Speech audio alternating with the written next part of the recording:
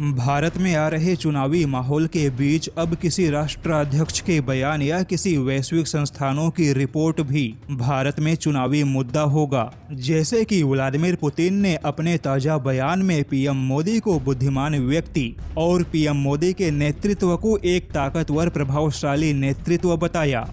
Vladimir Putin ने कहा कि पीएम मोदी के नेतृत्व में भारत तेजी से विकास कर रहा है। लेकिन अब क्या व्लादिमीर पुतिन के ऐसे बयानों से भारत के चुनाव में पीएम मोदी और ज्यादा मजबूत होंगे?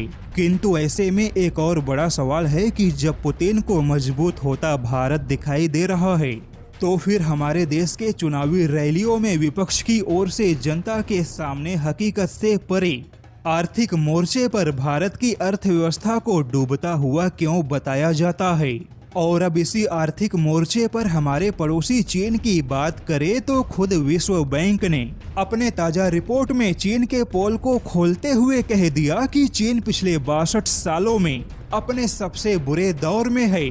अर्थात चीन के अर्थव्यवस्था का जो विकास दर है वह पिछले 62 सालों में सबसे कम है।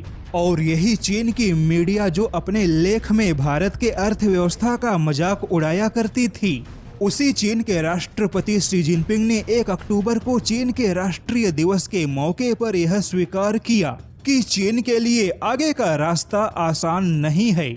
और अचानक से चीन के सामने आर्थिक मोर्चे पर कई सारी चुनौतियां खड़ी हो गई। अब ऐसे में जहां यूरोप, अमेरिका हो या चीन जैसी एक बड़ी अर्थव्यवस्था, यह सारे देश एक बड़े दबाव का सामना कर रहे हैं। लेकिन फिर भी IMF हो या विश्व बैंक जैसे संस्थानों की रिपोर्ट भारत के प्रति सकारात्मक है। तो जाहिर सी बात है कि चुनावी रैलियों में भारत के अर्थव्यवस्था पर सवाल खड़े करना सच्चाई और आंकड़ों के हकीकत से कोसों दूर है।